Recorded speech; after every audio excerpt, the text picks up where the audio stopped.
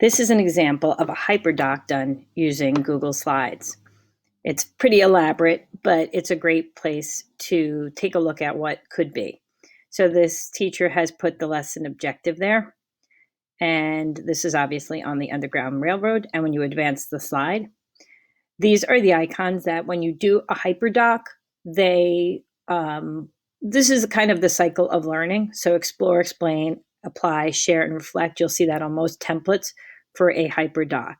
It tells the students what to do. It tells them to click on images for link. Wonder of the day, explore, explain. Click on the link to find out more about the Underground Railroad, and here's a chart for them to complete. This has them watching a video about the book Follow the Drinking Gourd. Again, different links. It gives them they start to look for that link icon, and it helps them.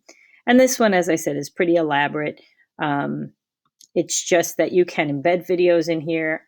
You can put these templates into place, and Google Slides is really easy to use in terms of manipulating shapes and adding drawings too. So I usually use it for just about everything. I find Google Docs is pretty static, and it doesn't let you manipulate things like arrows and different shapes and things like that. It's just more custom. It reminds me of what Publisher used to be like.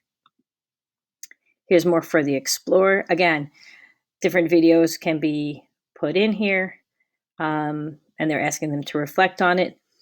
So now all of these ideas and everything on each slide, the student, if this is posted into their Google Classroom, the student can type into these boxes here. These become text boxes. If you make a copy for each student, then each student gets a copy of this and can work right directly into this document, which is nice. Here's some more videos asking them to reflect and cite evidence. Again, more now about Flight to Freedom, more books. So this is not something, obviously, that is one lesson. This might be something done over a week or so, but it would just be an additional activity that's giving them practice to work on or explore something that you want them to explore more in depth. A lot of people use these for research topics. I always go back to the idea of the old web quests for those of you who have been around for more than 20 years. Like me, we used to use web quests, and they were more student directed, and that's what this becomes. So it's something that if you decide that you want to do, you start creating something and put it together, and you have it from year to year, and you just have to tweak it. And again, the nice part is this becomes a working document for the student. It's something that can be used over a length of time, a longer term project.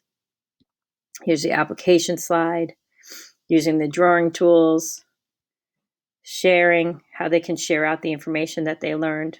So it really becomes its own little unit. This one even embedded Flipgrid into the end of this. These were the lovely ladies who put this together. And see, it's a team effort. Nobody was doing this all on their own.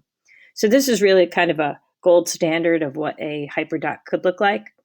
And you may choose just to use things in Google Docs, or you may choose to use something more long-term, and using Google Slides would be a great option for that.